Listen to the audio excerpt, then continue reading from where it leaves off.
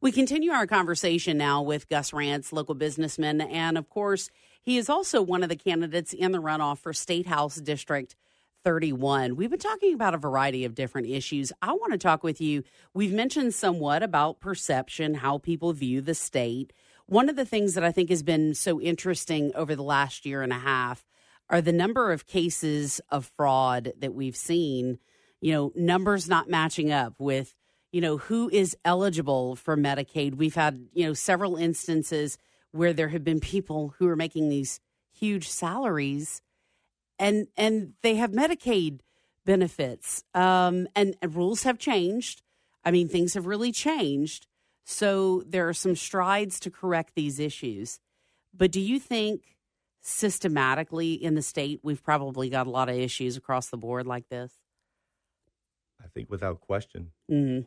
But and I'll tell you a very simple reason why. You can only achieve the goals when you set out to achieve them. You can only hit a target that you aim at. Well, and that's true. And if we're not aiming at making sure that people are doing things appropriately and making sure that they're following the rules, we're never going to hit that target. And I don't have any reason to believe that this program was ever designed with that in mind. It was designed to land grab, if you will. It was designed to get more and more people hooked on government so that John Bell could ride in on a white horse and tell them how he saved everybody. And that's the problem you run into with government, is because now there's not a lot of options, right? We see it in my business all the time. The people who are trying to do things the right way, the people who are jumping through all the hoops, those are the ones who pay back money to the government. Right. And the government will tell you, oh, they were overpaid or this happened or that happened. No, the reality is it's a Medicare tax. We get tired of fighting with the government just like we get tired of fighting with attorneys. Right. And you wind up just writing a check because it's easier You're at some to do point in it time. that way, yeah.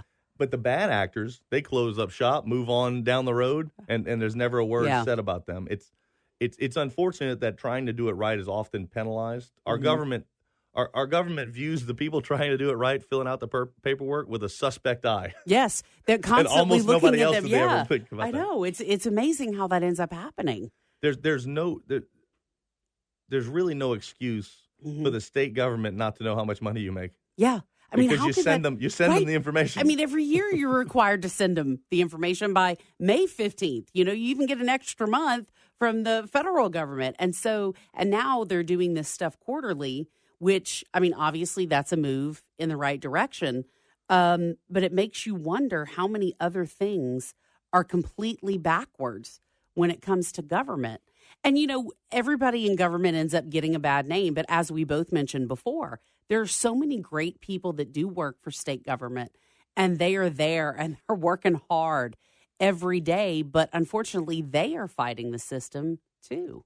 They don't necessarily make the rules and regulations. Yeah, I've met very few government employees in my life who didn't have a horror story or two to tell. Yeah, I would imagine. And look, a lot of them have fought the system and made things better, truthfully. But everybody who's been in government, look, I mean, it's easy to point the finger at government because a lot of times even though it's not an open book, we know a lot about it. Right. I've made mistakes in my business. You've made mistakes in your business and your personal life. I don't want that splashed all over the newspaper every time. Of course not. But man, they really seem to be making a lot. Yeah.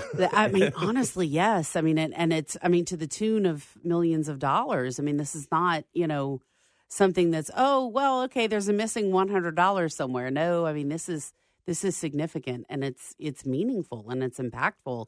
Well, and our Attorney General has really taken a good hard eye on it, and his unit, I think, has been successful in combating some of that. Yes. But really, I mean, that's only since Jeff Landry's been in office. I mean, we didn't see a ton of that. They've always had these fraud units, but sure. I think it was few and far between when they were really knocking it out the park. So I'm glad to see that we are taking some progressive steps. But that's the role of the legislature. The legislature can't be everywhere. That's right. Right? The administrative agencies really are in charge, but that's why it's so important to make sure that they're accountable and answerable. And the whole concept of, well, what was your budget last year? Oh, let's give you 3% more than that. That's not the way the real world works anymore.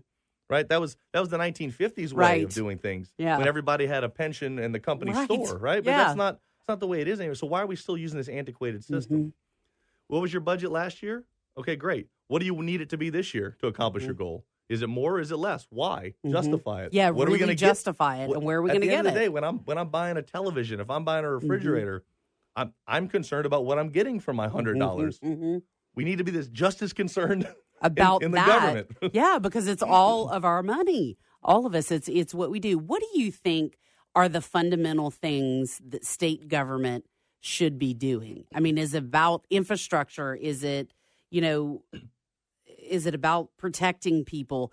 Because I think what happens in a society is that there are so many things that we want to accomplish. Right. But unfortunately, the core stuff is the stuff that gets neglected. We have all this backlog of all these transportation projects that need to be done. And that's just one example. Well, and that's a great example because it touches all our lives. Mm-hmm. There's unlimited wants in this world and very limited resources. Mm-hmm. We talk about that in various ways all the time, which is why prioritization and leadership is important. And if a project was approved 10 years ago and it's just now being funded, do we still need it, by the way? Great question. Could that money be used somewhere Where else are we not asking these questions? We spend hundreds of millions of dollars on studies after study. We've studied I-49 till we're blue in the face. We probably could have paid for it by now. That's what aggravates me is we kick the can down the road so often. So you ask the question, what is government responsible for? Government, I'll use an analogy and then I'll get specific. To me, both federal and state government should be like a referee. Mm-hmm. And this is close to all of our Saints fans' hearts, what I'm about to say. But the less we're talking about them after the game, the better job they probably do. Right. If all of our coffee conversations revolve around the government and not how great LSU's doing or UL or the Saints, that's a problem. Yeah. And that's, to me, what we have going on. So it's very obvious that we have issues. First and foremost, it should be creating an environment where capitalism and free market can flourish. Mm-hmm. And that doesn't mean manipulating it because there's going to be winners and losers. Oh, always. And if you try to pick the winners and losers, guess what? There's still winners and losers. So yeah. I'd rather the market decide. I'd rather free markets decide. And we help the people who may fall off the tracks, help them up, throw them a hand.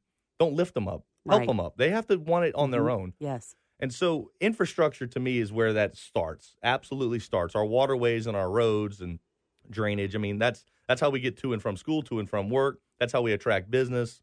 I think that's the core tenet. Healthcare has become one of those things that the governments play in. I kind of wish we could have put that genie back in the bottle because I think that's the root of some of our healthcare problems, but we can't. Mm-hmm. So I can't just be mad about that and say, heck no, we won't go. Right. I've got to take the world the way that it is and try to make it better. It's not my program. It's not my idea, but I want it to be the best it can be. Our charity system was not horrible.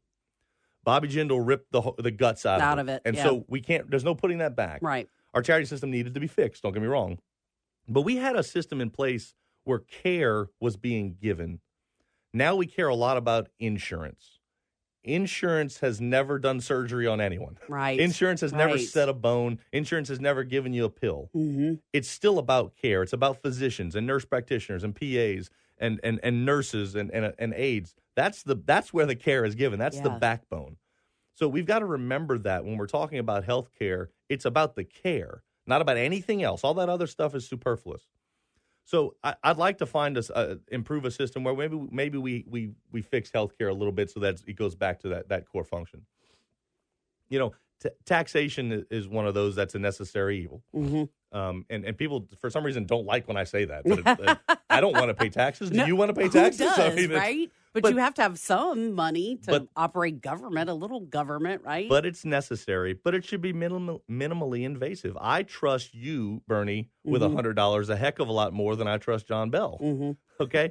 And I think most of us would agree, fill in the blank in government, right? Right. I trust myself. I know for a fact with the taxes that I've paid, and I'll just put this out there for anyone. If you know about all these awesome loopholes, right? I'd love to hear about some of them because my accountant and I apparently don't. But, I can promise you I've paid a lot of taxes, and it's given me pause sometimes on acquiring new facilities or doing other things because it's such a heavy burden. So I think we want to be minimally invasive there, but we have to be realistic. I mean, we do have to pay for a lot of things. We have to protect our borders. Not our borders, good Lord. Our state has to be protected. No, we have it's to, true. We have to have our police own and fire and all that. We issues. have to help out cities that are struggling, but we have to do it in a smart and meaningful way. And I there again, like I said, it's not a good bumper sticker, but we have to just make better decisions. Like you would with your home. If you gave your son, $100, and then the next day he's like, "Hey, Dad, I need some money." You're not gonna ask him a question. You're just gonna keep feeding the meter. I mean, like that. I think you're a bad father if you right? do that. I mean, because you're not a money tree. I mean, I haven't met any money trees, right? My father used to always say that too. The money tree's bare. So, go get a job. Yeah. So as we're wrapping up, Gus, for time here, what do you want to leave with people in terms of what you know that you can bring to the job for the State House District 31 seat? Well, I've learned one truth from turning around failing companies. In order to change your future, you have to stop doing what you've been doing. Mm-hmm. My career's been spent in healthcare, as you know, and I can tell you it's broken. Patients are not the priority, but that can change, and that has to change. I tell people I've driven my RV all over this state, and I've driven it all over this country. Our roads are awful. Mm-hmm. That's when my kids want to get woken up, before they start doing the construction on the basin. Well, as soon as we got off that basin, everyone in the RV was awake. That doesn't have to be. They don't have to flood annually, right? Mm-hmm. That doesn't mean I have to live that way. And no one hates paying taxes more than me, but it's doubly aggravating watching our state fall further behind. We pay the most and we get the least. Mm-hmm.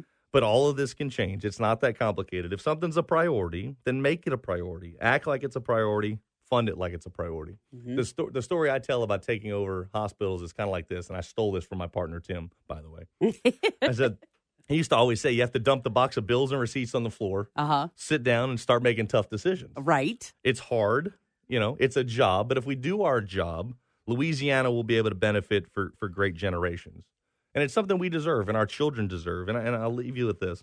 Louisiana, we still are a great state, and there's greatness ahead of us. We are great people. We're honest. We're hardworking.